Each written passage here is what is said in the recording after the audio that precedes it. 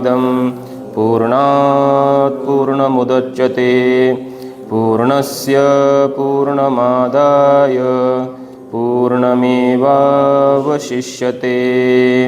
ओम शांति शांति शांति।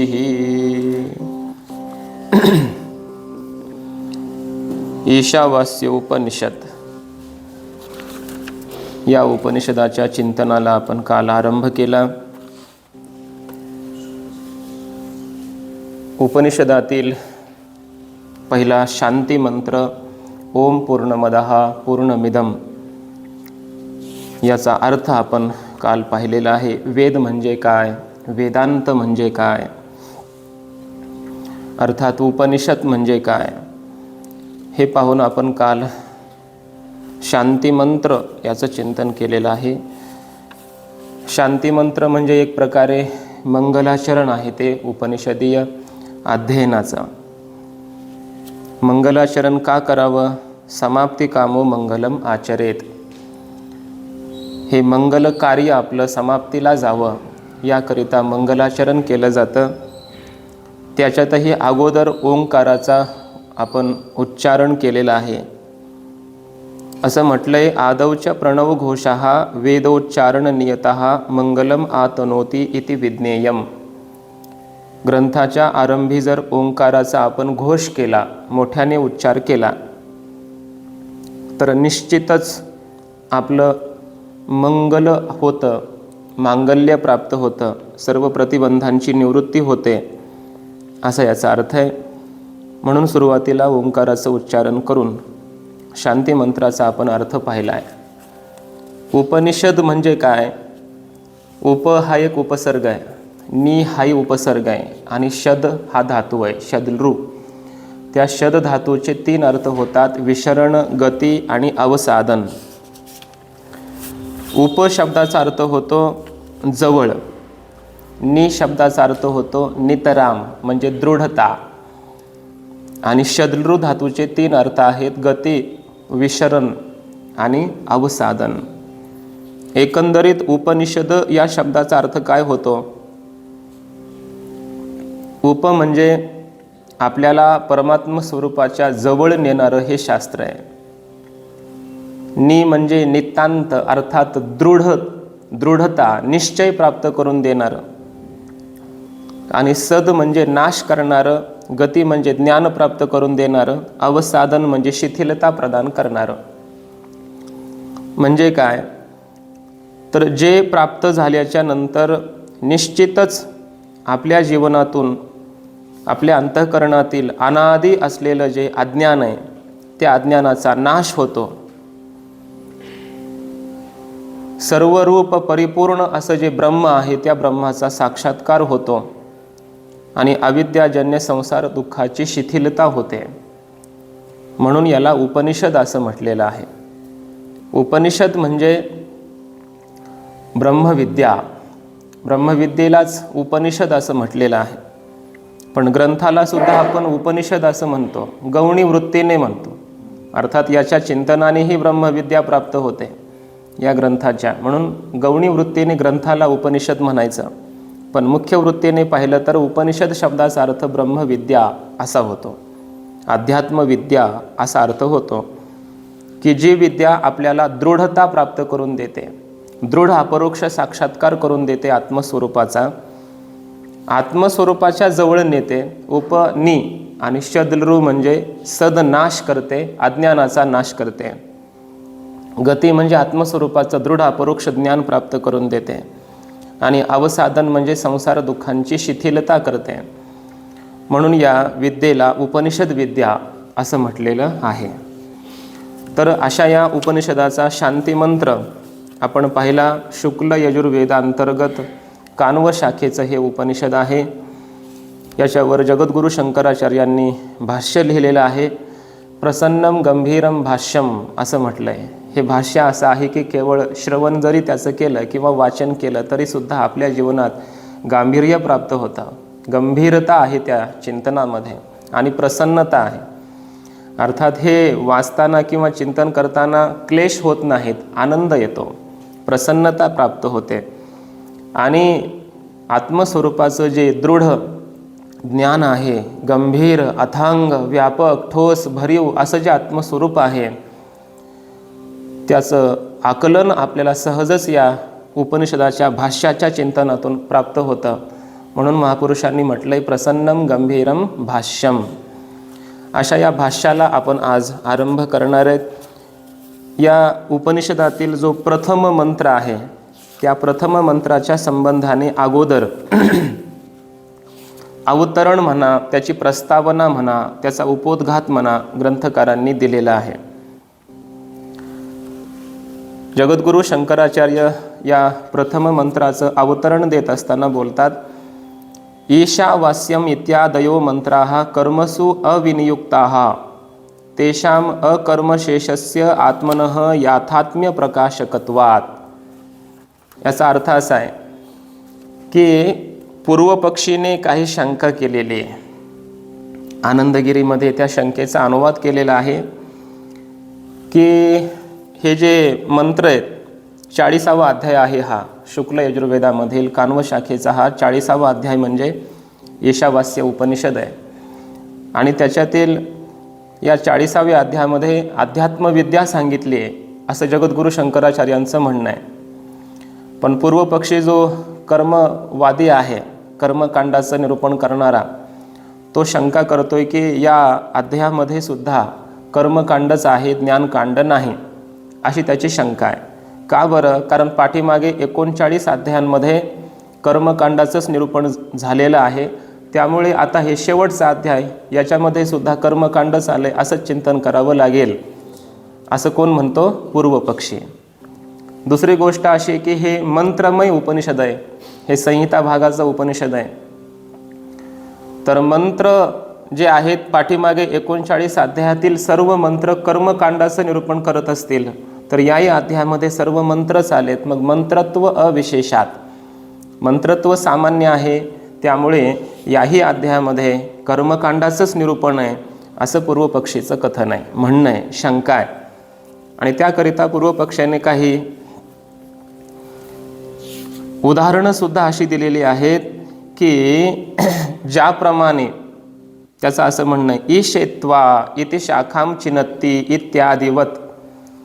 पूर्वपक्षाचं म्हणणं असं आहे की एक मंत्र आहे, कर्मकांडामध्ये येतो, ईशेत्वा असा मंत्र आहे. मग तो मंत्र आहे, त्यामुळे तो कर्मकांडाचं अंग आहे, एका विशिष्ट कर्माचं, मुख्य कर्माचं, यज्ञ यागादी कर्माचं ते काय आहे? एक अंग आहे, तो मंत्र म्हणजे. त्याप्रमाणे हे सुद्धा मंत्रच आहेत. ईशावास्यम वगैरे हे सगळे काय मंत्रच आहेत. त्यामुळे मग मंत्रत्व समान असल्यामुळे हे मंत्रसुद्धा कर्माचंच अंग आहेत असं पूर्वपक्षाला म्हणायचं आहे.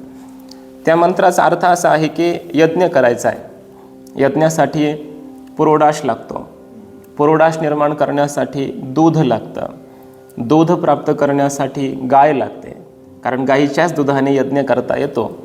मग गावरान गाय लागते, पुन्हा गावरान गाईचं दूध काढलं पाहिजे, दूध दोहन करायचं आहे, तर दोहन करण्यासाठी वासरू पाहिजे. बछडा अगोदर सोडावा लागेल, नंतर मग ते दूध काढता येतं. मग ते वासरू सोडायचं, मग ती गाय पाणेजणार, आणि मग त्या वासराला जेव्हा आपण बाजूला करतो तेव्हा कर्मशास्त्र सांगतं की त्याला त्याच्या कानाला धरून किंवा तोंडाला धरून हाताने त्याला असं वरबडीत आणून बांधायचं नाही. तर तिथंसुद्धा एक मंत्र म्हणावा लागतो. बरं, ते सुद्धा करताना काय करायचं की हाताने आणायचं नाही, त्या वासराला बाजूला करायचं, त्याला वत्स अपाकरण म्हणतात, त्या वत्साला बाजूला करणं. तर ते करण्यासाठी पळस आहे ना, पळस, त्याचं काष्ठ लागतं, त्याचा दंड लागतो पळसाच्या झाडाचा. आणि मग पळसाचं झाड पाहिजे, तिथं गेलं पाहिजे, पुन्हा ते काष्ठ तोडलं पाहिजे ना. मग तोडायचं तर एक प्रकारे हिंसाच आहे की नाही ते. म्हणून पुन्हा कर्मशास्त्र सांगतं की ते पळसाचं झाड किंवा तो दंड, त्याची एक काठी तयार करण्यासाठी जेव्हा तोडायचं आहे त्यावेळेला ईशेत्वा असा मंत्र म्हणावा लागेल. आणि मग त्या पलाश म्हणतात त्याला संस्कृतमध्ये, त्या पळसाच्या त्या झाडाला तोडता येतं, असं याचा अर्थ आहे. मग ते तोडत असताना ईशेत्वा अशा मंत्राचा प्रयोग करावा लागतो. आणि मग ते आपल्याला काष्ठ तोडता येतं. म्हणजे ईशा आपलं हे ईशेत्वा या मंत्राचा उपयोग कुठं झाला? काष्ठछेदन या क्रियेमध्ये झाला. मग ती क्रिया आहे, कर्म आहे, मग कर्माचंच अंग झाला की नाही तो मंत्र, बरोबर ना? त्याप्रमाणे ईशावास्यम इदम सर्वम यत्किंच जगत्याम जगत, पुढे मंत्र येणार आहेत. हे मंत्रसुद्धा मंत्र आहेत, त्यामुळे हे सुद्धा कुठल्या तरी एखाद्या कर्माचेच अंग असले पाहिजेत, असं पूर्वपक्षाचं म्हणणं आहे, बरोबर ना?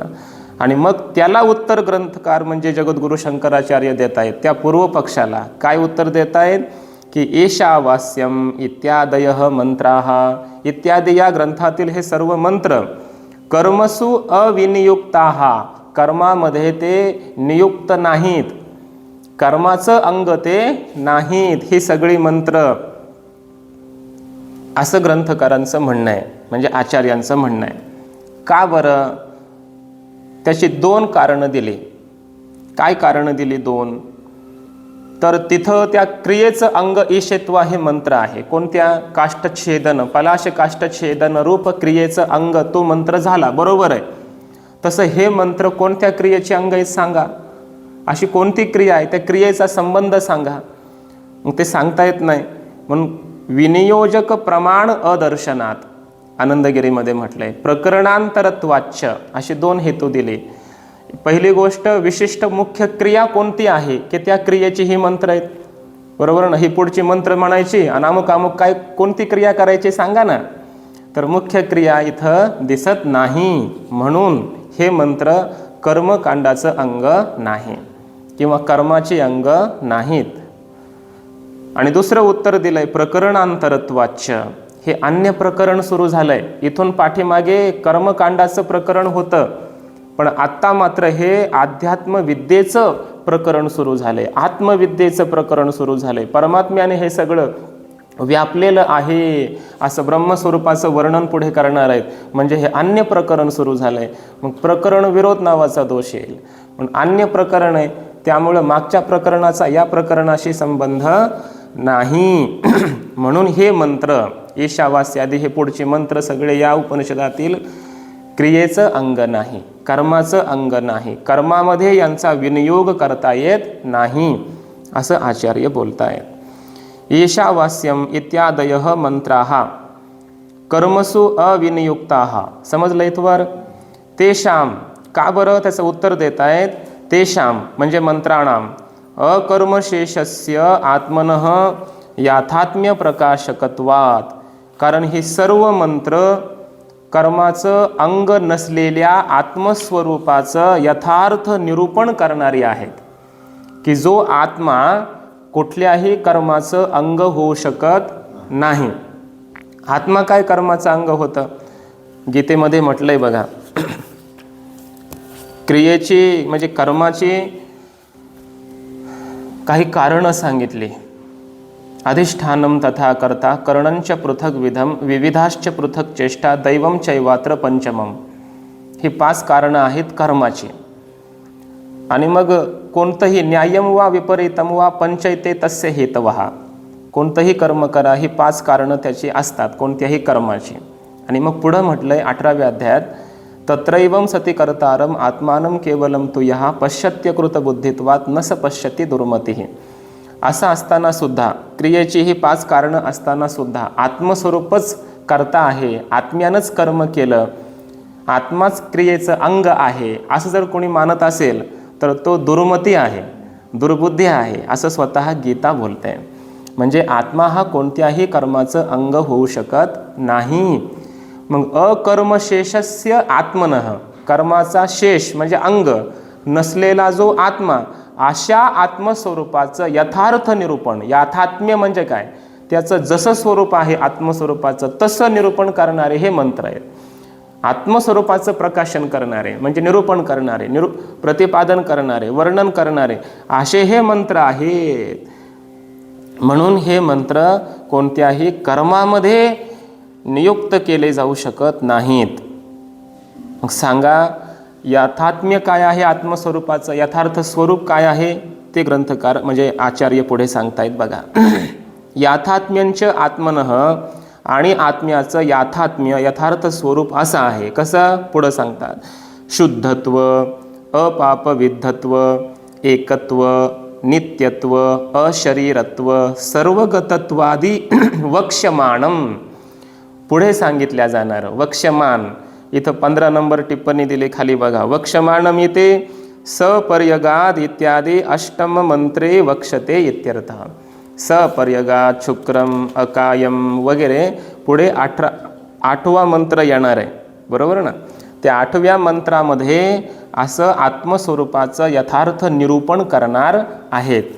पण त्याचा अनुवाद म्हणा थोडक्यामध्ये आचार्य या ठिकाणी करतायत की शुद्धत्व, आत्मस्वरूप कसं आहे, शुद्ध आहे, म्हणजे अविद्या कार्याने रहित आहे, त्याला म्हणायचं शुद्ध.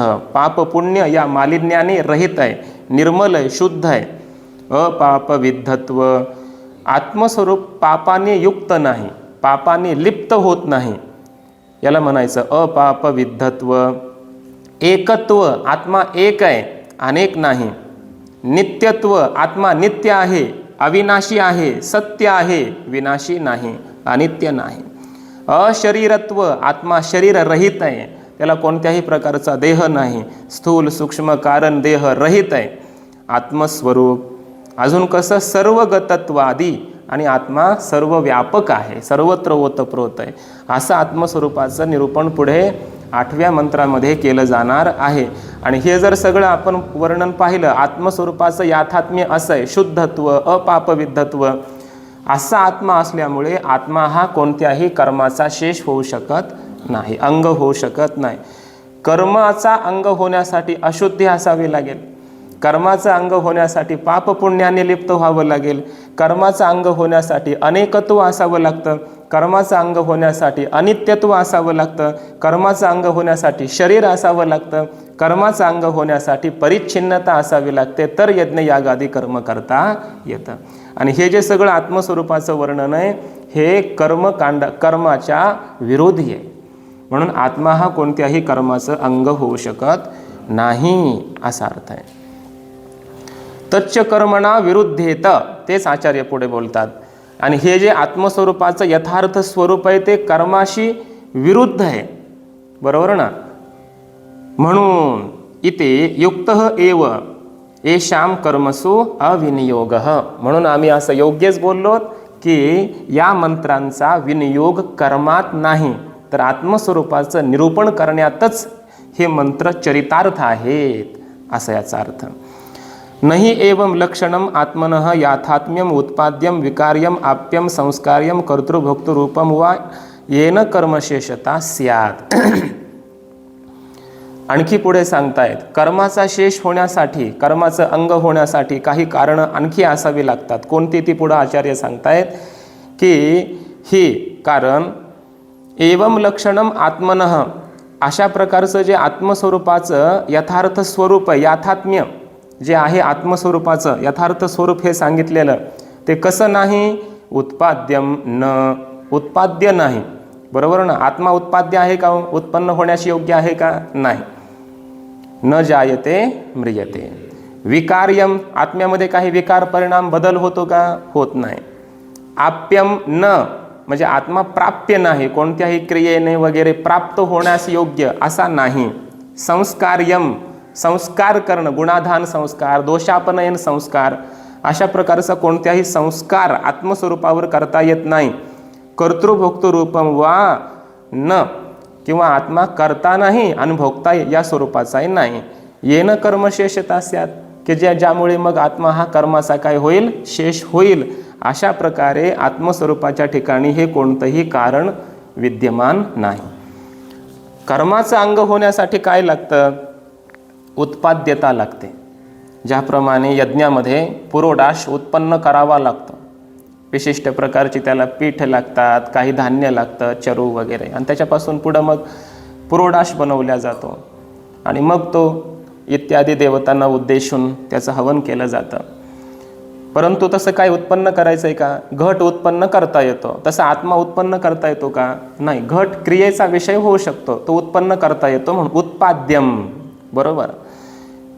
पुन्हा विकार्यम, जे विकार योग्य आहे, त्याच्यात बदल होतो. दुधाचं दही झालं, विकार झाला की नाही, परिणाम झाला, बदल झाला. तसं आत्म्यामध्ये काय बदल करता येतो का? नाही. आत्मा आता पूर्वी तरुण होता, आता जरा म्हातारा झाला, असं आत्मस्वरूपासंबंधानं बोलता येतं का? नाही. तैसे नित्य नूतन देखिजे गीता तत्व असं म्हटलं आहे. म्हणून विकार्यम, आत्मा हा विकार्य नाही. आप्यम, कर्माचा विषय आप्य असतो, म्हणजे प्राप्य असतो. या गावातून त्या गावाला जायचं आहे, प्राप्त करायचं आहे, काहीतरी मिळवायचं आहे. तसं आत्मा मिळवायचं आहे का? प्राप्त करायचं आहे का? का नित्य प्राप्तच आहे? का अप्राप्त नाहीच आहे? का अप्राप्ताची प्राप्ती करता येते? करता येते ना. अप्राप्ताची प्राप्ती करावी लागते. आत्मा अप्राप्त आहे का? प्राप्तच आहे. म्हणून आत्मा प्राप्य नाही. समजतंय ना? प्राप्य नाही असा अर्थ. खाली म्हटलंय विकार्य सोमादिही. यज्ञामध्ये सोम लागतं. आनंदगिरीमध्ये बघा पहिलीच पंक्ती. विकार्य कोण आहे? सोमादि. सोमरस लागतो यज्ञामध्ये. पण त्याच्यामध्ये काय विकार करावा लागतो की नाही? कंडनादे विकार अर्ह हा टीकेमध्ये खाली सांगतायत, टिप्पणीमध्ये. विकार्य सोमादि. तो सोमरस निर्माण करताना ते वनस्पती वगैरे आणायच्या आणि त्याचं कुटावं लागतं त्याला, बरोबर ना? खंडन करावं लागतं त्याचं आणि मग तो सोमरस तयार होत असतो. तसं आत्मस्वरूप त्या सोमरसासारखा विकार्य नाही. आप्यह मंत्रादी. मंत्र प्राप्त करावे लागतात. कसे प्राप्त करायचे? गुरुमुखात अध्ययनेन प्राप्य. टिप्पणीत म्हटलंय खाली 2 नंबर टिप्पणी. गुरुमुखात, श्री गुरूंच्या मुखातून अध्ययन करून त्याद्वारा मंत्रांची प्राप्ती केली जाते. मग मंत्र प्राप्य आहेत. तसं आत्म्याला प्राप्त करायचं आहे का? नाही. संस्कार्य म्हणजे व्रीह्यादिही. त्या व्रीहीवर प्रोक्षण केलं जातं, बरोबर ना? पाणी शिंपडून वगैरे त्याला काय केलं जातं? प्रोक्षण केलं जातं. त्याला संस्कार्य म्हणायचं. गुणाधान केलं जातं, दोषापनयन केलं जातं. तसं आत्म्याला काय गुणाधान करायचं आहे, त्याच्यात गुण टाकायचे आहेत का दोष काढायचे आहेत आत्म्याचे? तसं काही आत्मस्वरूपाला करता येत नाही. म्हणून आत्मा हा कर्माचं अंग, कर्माचा शेष होऊ शकत नाही. कर्माचे अंग हे असतात मग सोम, मंत्र, व्रीही वगैरे, प्रोक्षण, पुरोडाश. कारण हे सगळे कसे आहेत? उत्पाद्य, विकार्य, आप्य, संस्कार्य आहेत. पण तसा आत्मा नाही, म्हणून तो क्रियेचं अंग होत नाही, कर्माचा शेष होत नाही असं आचार्य सांगतायत. सर्वासाम उपनिषदाम. भाष्यात बघा. आत्मयाथात्म्य निरूपणेन एव उपक्षयात. सगळी उपनिषद आत्म्याचं यथार्थ निरूपण करूनच चरितार्थ होतात, उपक्षीण होतात. म्हणजे उपनिषदांचा विषय एकच आहे. काय? वेद प्रतिपाद्या जय जय स्वसंवेद्या आत्मरूपा. वेदांताचा विषय एकच आहे. काय? आत्मस्वरूपाचं निरूपण करणं हाच खरा उपनिषदांचा मुख्य प्रतिपाद्य विषय आहे. एवढं वर्णन करूनच ते चरितार्थ होतात. कोण? औपनिषदीय मंत्र. त्यांचा विषय कर्माचा नाही असा आचार्य ठोस भरीव सांगून सिद्ध करतायत. काय? की आत्मा किंवा ही मंत्र कर्माची अंग नाहीत. कर्मामध्ये विनियोग या मंत्रांचा करू नये. या उपनिषदातील पाठीमागे 39 अध्यायामध्ये जे मंत्र आलेत त्यांचा विनियोग कर्मात आहे, यज्ञयागादीमध्ये होईल. या मंत्रांचा नाही. ही मंत्र आत्मस्वरूपाचं निरूपण करण्यासाठीच प्रवृत्त झालेत असं दृढतेने सिद्ध करतायत जगद्गुरू आचार्य. कारण त्या काळामध्ये काय आहे? पूर्वमीमांसेचं मत विस्तारलेलं होतं. मीमांसेचं मत, बौद्ध, मीमांसा हे लोक त्या काळामध्ये खूप होते. म्हणून बौद्धांचं आणि मीमांसेचं खंडन करण्यासाठीच आचार्यांचा अवतार झाला होता. म्हणून जिकडे तिकडे यज्ञ यज्ञ यज्ञ यज्ञ एवढे यज्ञ झाले की लोकांच्या डोळ्यामध्ये, कानामध्ये, नाकामध्ये धूर जात होता म्हणे. इतके यज्ञ व्हायला लागले, सारखे यज्ञ यज्ञ. पुन्हा त्याच्यामध्ये हिंसा व्हायची, पशुहिंसा वगैरे व्हायला लागली होते. हे यज्ञाचा जेव्हा प्रकर्ष झाला, कडेलोट होऊ लागला आणि त्या यज्ञाच्या नावावर लोक पुन्हा काय करू लागले? हिंसा करायचे यज्ञाच्या नावावर. ते स्वर्ग वगैरे ते राहिलं बाजूला, पण यज्ञ करतोय म्हणून त्या निमित्तानं हिंसा करायची आणि मग ते मांसाशन करायचं, शरापान करायचं वगैरे असं त्याच्यामध्ये विडंबन येत होतं मीमांसेमध्ये सुद्धा. म्हणून जगद्गुरू आचार्य अवतरित होऊन त्यांनी या मीमांसेचं खंडन केलेलं आहे.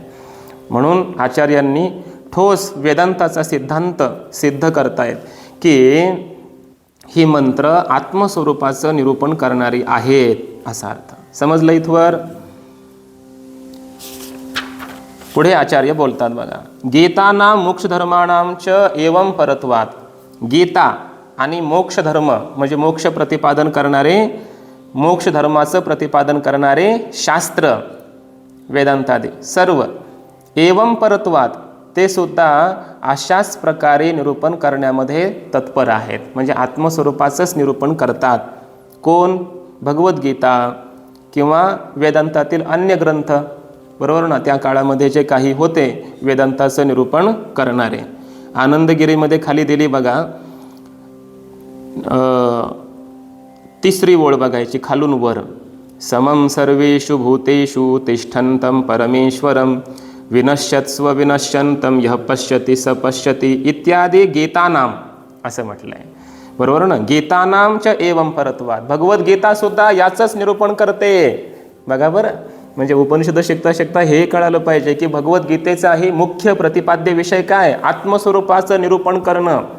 हाच विषय भगवद्गीतेचा सुद्धा आहे असं आचार्यांचं मत आहे. कुठं तो मंत्र? एक उदाहरण म्हणून आनंदगिरीमध्ये एक श्लोक दिलाय. समम सर्वेषु भूतेषु, सर्व प्राणी मात्रांमध्ये समम, परमात्मा सम आहे. परमेश्वरम समम तिष्ठन्तं विनश्यत्सु अविनश्यंतम, या संपूर्ण विनाशी विश्वामध्ये परमात्मा अविनाशी तत्व आहे असं जो पाहतो तोच खरा पाहतो, म्हणजे तोच खरा ज्ञानी आहे असं गीता सांगते. म्हणजे गीतेला सुद्धा आत्मस्वरूपाचंच निरूपण करायचं आहे, कर्मकांडाचं नाही. म्हणून गीता सुद्धा प्रस्थान त्रयीमध्ये आहे. आत्मस्वरूपाकडे प्रस्थान करण्यासाठी जे त्रयी आहेत, 3 मुख्य ग्रंथ विशेष आहेत, त्यांच्यामध्ये भगवद्गीतेचा अंतर्भाव आहे. म्हणून गीतासुद्धा आपल्याला मुख्य रूपाने, मग योग आहे, कर्म आहे, भक्ती आहे, सगळंच गीतेमध्ये आहे. सर्व आहे, काय नाही, सर्व आहे गीतेमध्ये. पण गीतेचा मुख्य प्रतिपाद्य विषय जगद्गुरू आचार्य बोलतात आत्मस्वरूपाचं निरूपण करणं, हाच गीतेचा विशेष विषय आहे. आणि माऊलींचं सुद्धा तेच मत आहे. अध्यात्मशास्त्री ये अंतरंगूचे अधिकारी. हे अध्यात्मशास्त्र आहे, म्हणजे आत्मानम अधिकृत्य, आत्मस्वरूपाचंच निरूपण करण्यामध्ये तत्पर असणारं हे गीताशास्त्र आहे असं स्वतः माऊलींनी म्हटलेलं आहे. आणि पुढे म्हटले बघा, मोक्ष धर्मानांच्या एवं परत्वात्. जसं गीतेचा विषय आत्मस्वरूपाचं निरूपण करणं आहे, तसं मोक्ष धर्माचं प्रतिपादन करणारे सगळे शास्त्र, म्हणजे महाभारत असेल किंवा इतर काही आत्मस्वरूपाचं निरूपण करणारे स्मृतिशास्त्र वगैरे, त्यांचं सुद्धा खरं म्हणणं हेच आहे. आणि त्यासाठी एक श्लोक दिलाय खाली, एक एव हि भूतात्मा भूते भूते व्यवस्थितः एकधा बहुधा चैव दृश्यते जलचंद्रवत. उदाहरण दिलंय, ज्याप्रमाणे पाण्यामध्ये चंद्राचं प्रतिबिंब पडलं तर जेवढे घट आहेत तेवढ्या घटामध्ये भिन्न भिन्न रूपाने, बरोबर ना, वेगवेगळं अनेक रूपाने चंद्राचं प्रतिबिंब दिसतं, पण खरा चंद्र एकच आहे. आकाशस्थ चंद्र मात्र एकच आहे. तशी प्रतिबिंब अनेक दिसतात, अनेकत्व खोटं आहे. मूळ बिंब असणारं चंद्र मात्र एक आहे. त्याप्रमाणे एक एव हि भूतात्मा, सर्व प्राणीमात्रांचा आत्मा खरा एकच आहे. पण भूते भूते व्यवस्थित, प्रत्येक प्राणीमात्रामध्ये, प्रत्येक अंतःकरणामध्ये तो असल्यामुळे भिन्न भिन्न रूपाने तो प्रतीतीला येतोय. वास्तविक पाहता आत्मा एकच आहे. हे सगळे शास्त्र काय सांगतात? एवं परत्वात्. एवं परत्वात् म्हणजे आत्मस्वरूपाचं निरूपण करणं, यामध्येच हे पारायण आहेत, तत्पर आहेत हे सगळी शास्त्र असा अर्थ. तस्मात् म्हणून आत्मनः अनेकत्व कर्तृत्व भोक्तृत्वादी च अशुद्धत्व अपापविद्धत्वादी च उपादाय लोकबुद्धिसिद्धम कर्माणी विहितानी. मग शंका घेतलेली आहे की मग काय कर्म कोणी करायचंच नाही का? सगळी मोक्षशास्त्र आत्म्याचंच वर्णन करतात असं तुमचं मत आहे.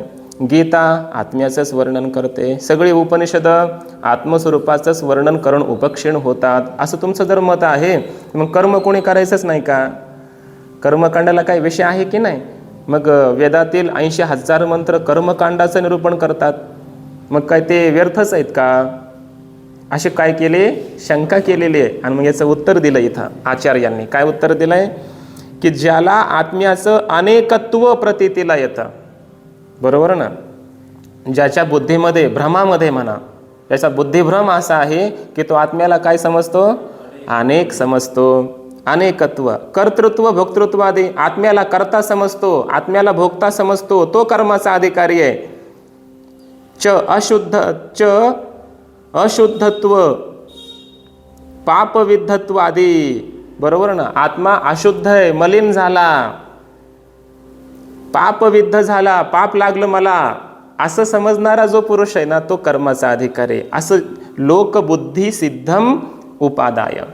लोकांच्या बुद्धीमध्ये जो अशा प्रकारचा भ्रम सिद्ध आहे त्याचा स्वीकार करून श्रुती मातेने कर्माणी विहिताने, कर्म सांगितलेली आहेत. बरोबर ना? समजताय का तुम्हाला? अवघड जात नाही ना विषय?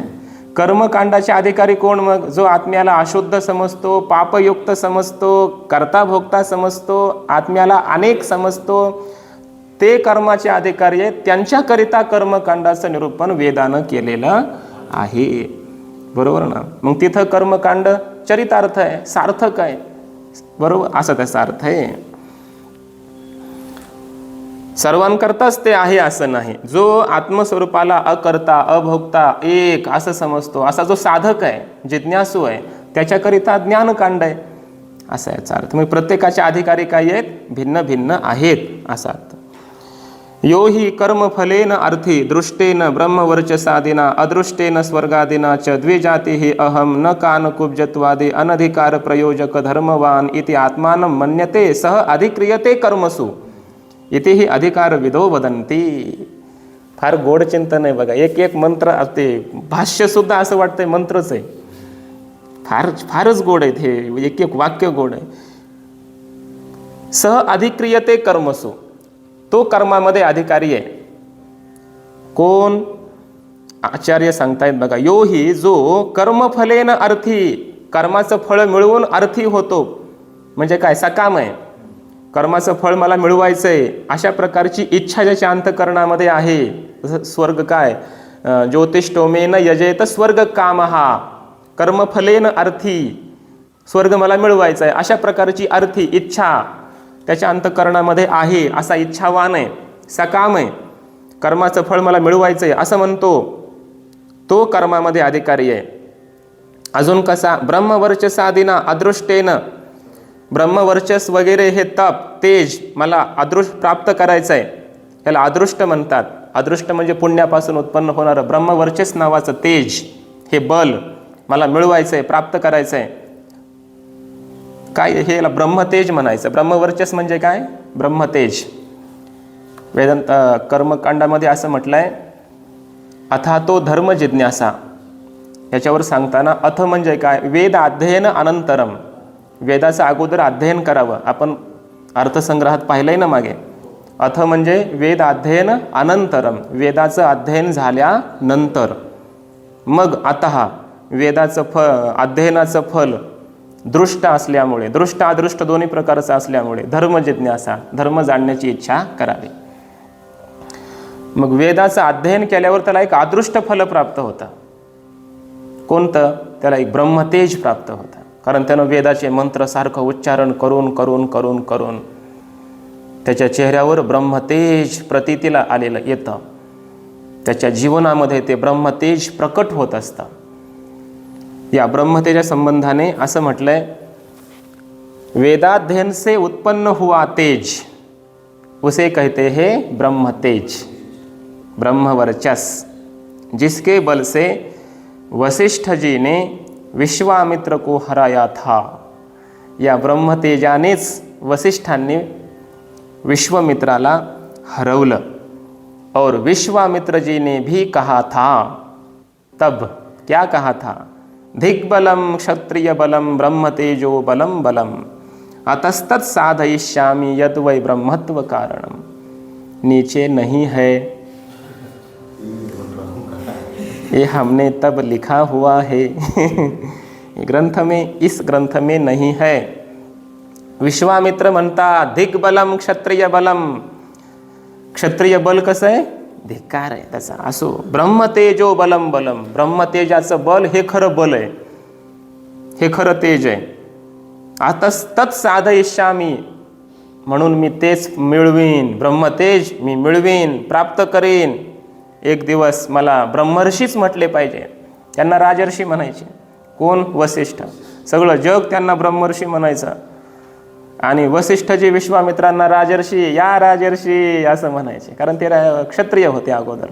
विश्वामित्र राजर्षी म्हणायचे त्यांना. यांना वाईट वाटायचं. एक दिवस असा मिळवीन, अतस्तत साधयिष्यामी यद्वै ब्रह्मत्व कारणम. माझ्या ब्रह्मनिष्ठेला, माझ्या ब्रह्मत्वाला, माझ्या ब्रह्मर्षीपणाला जे कारण ठरेल ते ब्रह्मतेज मी एक दिवस मिळवीन, प्राप्त करीन, असं विश्वामित्रजी म्हणाले होते. त्याला म्हणायचं ब्रह्मवर्चस. हे कशाने प्राप्त होतं हे ब्रह्मतेज? वेद अध्ययनेनं, वेदाच्या अध्ययनानेच प्राप्त होतं. मग याची ज्याला इच्छा असते ना, तो कर्मकांडाचा अधिकारी असतो. समजतंय ना? जो ज्ञानाचा अधिकारी तो म्हणत नाही मला ब्रह्मतेज मिळवायचं आहे, तो म्हणतो मला ब्रह्म मिळवायचं आहे, मला ब्रह्मरूप व्हायचं आहे. ब्रह्मतेज म्हणत नाही तो. समजतंय ना? अदृष्टेन स्वर्गादीनाच, त्याचप्रमाणे मला अदृष्ट फल, म्हणजे दृष्ट फल काय आहे? ब्रह्मवर्चस, हे तेज, हे दृष्ट फल आहे. आणि अदृष्टेन स्वर्गादीनाच, अदृष्ट फल काय आहे कर्माचं? यज्ञयागादिकांचं स्वर्ग, स्वर्गप्राप्ती. हे मला मिळवायचं आहे असं जो म्हणतो तो कर्माचा अधिकारी आहे. अजून कसा? द्विजाती ही अहम, मी द्विज आहे. बरोबर ना? मी कसा आहे? मी द्विज आहे. म्हणजे ब्राह्मण, क्षत्रिय, वैश्य यांच्यापैकी आहे. यांना द्विज म्हटलं जातं. असा मी द्विज आहे, असा अभिमान देहाचा धारण करणारा तो कर्माचा अधिकारी आहे. न कान कुब्जत्वादे अनधिकार प्रयोजक धर्मवान. काना, कुब्जा जो पुरुष असतो ना, कुब्ज म्हणजे काय? तेडा, वाकडा वगैरे, पाय मोडलेला, हातफीत मोडलेला, त्याला काय म्हणायचं? वाकडा असलेला कमरेतून. कुब्जत्व. कान म्हणजे तिरप्या नजरेचा वगैरे, असा जे असतात ना व्यंग अंगाचे, ते कर्माचे अधिकारी मानले जात नाही. हे अनधिकार सूचक आहेत. हे अधिकार सूचक नाही. यज्ञ कोण करू शकतं? त्याच्या डोळ्यांना काही त्रास नाही, म्हणजे दिसतं बरोबर व्यवस्थित, किंवा कमरेतून मणक्यातून गॅप गेलेला नाही, असा पाहिजे. बरोबर ना? हात पाय काहीतरी मोडलेला, कुठंतरी वाकडा झालेला वगैरे, असा जर व्यंग असेल किंवा अंध व्यक्ती, तर तो यज्ञ करू शकत नाही. व्यंग पुरुषाने यज्ञ करू नये, तो अधिकारी नसतो. मग हा मात्र काय म्हणतो? मी काना नाही, मी कुब्जा नाही, अनधिकार प्रयोजक धर्म माझ्याकडे नाहीत, मी अधिकारी आहे, अधिकारी असे धर्म माझ्याकडे आहेत. इति आत्मानं मन्यते, असं जेव्हा तो स्वतःला मानतो, सह अधिक्रियते कर्मसु, तो कर्माचा अधिकारी आहे, तो कर्मामध्ये अधिकृत मानल्या जातो, असं अधिकार जाणणारे महापुरुष बोलतात. इथे ही अधिकार विदो वदंती, असा अधिकार सांगितलाय कर्माचा. तस्माद एते मंत्राः आत्मनः याथात्म्य प्रकाशनेन आत्मविषयं स्वाभाविकम अज्ञानं निवर्तयन्तः शोकमोहादि संसार धर्म विच्छित्ति साधनम आत्मैकत्वादि विज्ञानम उत्पादयन्ति. हे मंत्र मात्र कसे आहेत आमचे या उपनिषदातील? एते मंत्राः, हे मंत्र आत्मनः याथात्म्य प्रकाशनेन, आत्म्याचं यथार्थ स्वरूप प्रकाशित करून सांगून, आत्मविषयम, आत्म्याच्या संबंधाने असलेलं जे स्वाभाविक अज्ञान आहे. स्वाभाविक म्हणजे काय? 1 नंबर टिप्पणी खाली अनादिसिद्धम इत्यर्थः. अनादि काळापासून अज्ञान आहे की नाही आपल्यासोबत आत्मस्वरूपा संबंधाने, तर त्या अज्ञानाची निवृत्ती करतात कोण? हे मंत्र. अजून काय करतात? शोकमोहादि संसार धर्म विच्छित्ति साधनम. शोक, मोह इत्यादी हे जे संसारातील धर्म आहेत यांचा विच्छित्ती म्हणजे नाश करण्याची ही साधनं आहेत. कोण? हे मंत्र संसाराचा नाश करणारी आहेत. अजून कशी आहेत? आत्मैकत्वादी विज्ञानम उत्पादयन्ते. आत्मा एकच आहे, तो मी आहे, ब्रह्मात्मैक्य ज्ञान उत्पन्न करून देणारी अशी ही मंत्र आहेत. या मंत्रांचं वर्णन करतायत आचार्य. हे मंत्र कसे आहेत? असे आहेत. आत्मस्वरूपाचं निरूपण करतात. अजून काय? आत्मस्वरूपाचं अज्ञान निवृत्त करतात. अजून काय? संसार, जन्म मरण, कर्तृत्व भोक्तृत्व, शोक मोह हे सर्व संसारी धर्म नष्ट करण्याची साधनं आहेत. आणि ब्रह्मात्मैक्य ज्ञान, अपरोक्ष ज्ञान उत्पन्न करून देणारी अशी ही मंत्र आहेत. मग आता ही मंत्र जर हे करतात तर मग हा कर्मकांडाचे हे मंत्र होतील का? नाही. कारण कर्मकांडाला काय पाहिजे? त्या कर्मफलेन अर्थी असा तो पुरुष असतो. मला ब्रह्मतेज मिळवायचं आहे असं, ते आहे का या मंत्रामध्ये? नाही. मला स्वर्ग मिळवायचा आहे असं म्हणतो, ते मिळतं का या मंत्रामध्ये? नाही. इथं तर शोकमोहादी संसाराची निवृत्ती होते. बरोबर. मी द्विजाती आहे असं देहाभिमान आहे का? नाही. मग याचा अर्थ हे सगळे जे मंत्र आहेत ते आत्मस्वरूपाचं निरूपण करणारे आहेत, मोक्ष प्राप्त करून देणारे आहेत, स्वर्ग आदी प्राप्त करून देणारे नाहीत. म्हणून हे मंत्र कर्मकांडाचे नाहीत, कर्माचे अंग नाहीत, कर्माचे शेष नाहीत असा अर्थ. इत्येवं उक्त अधिकारी अभिधेय संबंध प्रयोजनान मंत्रान संक्षेपतः व्याख्यास्यामः. आणि मग अशा प्रकारे इथे एवं उक्तम असं आम्ही आत्तापर्यंत सांगितलं की या ग्रंथाचा अधिकारी वेगळा आहे. बरोबर ना? या मंत्रांचा, या ग्रंथांचा प्रतिपाद्य विषय, अभिधेय म्हणजे विषय वेगळा आहे, संबंध वेगळा आहे आणि याचं प्रयोजन वेगळं आहे. अधिकारी भिन्न आहे. म्हणजे कर्मकांडाचा अधिकारी वेगळा, याचा अधिकारी वेगळा आहे या मंत्रांचा. कर्मकांडाचा विषय वेगळा आहे प्रतिपादनाचा, या मंत्रांचा विषय वेगळा आहे. कर्मकांडाचा संबंध वेगळा आहे, याचे संबंध वेगळे आहेत, प्रतिपाद्य प्रतिपादक वगैरे. बरोबर. आणि कर्मकांडाचं प्रयोजन वेगळं आहे आणि या मंत्रांचं प्रयोजन वेगळं आहे. त्यामुळे अनुबंध चतुष्टय ज्याला म्हणतात तो कर्मकांडाचा जो आहे तो या ग्रंथाचा नाही, या ग्रंथाचा जो आहे तो कर्मकांडाचा नाही. म्हणजे या उपनिषदाचा अनुबंध चतुष्टय सिद्ध आहे आमचा, याचा अधिकारी ठरलेला आहे. विषय, प्रयोजन, संबंध हे ठरले. त्यामुळे आता आम्ही संक्षेपाने या मंत्रांचं व्याख्यान करू असं कोण बोलतायत? आचार्य. कोणत्याही ग्रंथाच्या आरंभाला अनुबंध सिद्ध झाला पाहिजे ना, म्हणून अगोदर अनुबंध सिद्ध केला आहे. याचा जो अधिकारी आहे तो कर्मकांडी नाही, ज्याला मोक्ष पाहिजे तो अधिकारी आहे. याचा विषय स्वर्ग मिळवून देणं वगैरे हे प्रयोजन नाही, याचं प्रयोजन मोक्षप्राप्ती आहे. याचा विषय कर्म कसं करावं, यज्ञ कसा करावा, कुठे कोणता मंत्र म्हणावा हे या उपनिषदाचा विषय नाही. आत्मस्वरूपाचं निरूपण करणं हा विषय या उपनिषदाचा आहे. अधिकारी, विषय, प्रयोजन, संबंध या उपनिषदाचे वेगवेगळे आहेत. हे अनुबंध सिद्ध झाला. त्यामुळे आता आम्ही या मंत्रांचं संक्षेपाने व्याख्यान करू असं आचार्य बोलतायत. आणि मग पुढच्या मंत्राला आरंभ आहे. समजला का इथवर विषय? बरं, काही अडचण जाते का, होती का समजायला? असं समजलं पाहिजे. विषय एकच झाला की पूर्वपक्षी कर्मकांडाचे हे मंत्र आहेत म्हणतो, आचार्य म्हणतात नाही, हे ज्ञानकांडाचे मंत्र आहेत. याला उपनिषद म्हणा, याला अध्यात्म म्हणा, वेदांत म्हणा, एवढाच विषय. मग काय, मग त्या कर्माचा अधिकारी वेगळा असतो वगैरे कोणतेही सांगितलं. इथला अधिकारी कोण आहे तेही सांगितलं की आत्मस्वरूपाला अपापविद्ध, शुद्धत्व, एकत्व असं समजणारा तो इथला अधिकारी आहे. बरोबर. कर्मकांडाचं प्रयोजन स्वर्ग, ब्रह्मवर्चस, तेज वगैरे. इथलं फल मोक्ष प्राप्ती आहे, अज्ञान निवृत्ती हे फल आहे हे सांगितलं. फल वेगळं झालं की नाही? बरं, विषय कर्मकांडाचा काय विषय असतो? यज्ञ, यागादी वगैरे. ह्याचा विषय काय? आत्मस्वरूपाचं निरूपण करणं. अधिकारी वेगळा, विषय वेगळा, प्रयोजन वेगळं. त्यामुळे संबंध यांचे वेगळे. अधिकाऱ्याचा आणि फलाचा प्राप्य प्रापक भाव संबंध इथला वेगळा आहे. इथला अधिकारी फल वेगळा, त्यामुळे इथला संबंध वेगळा.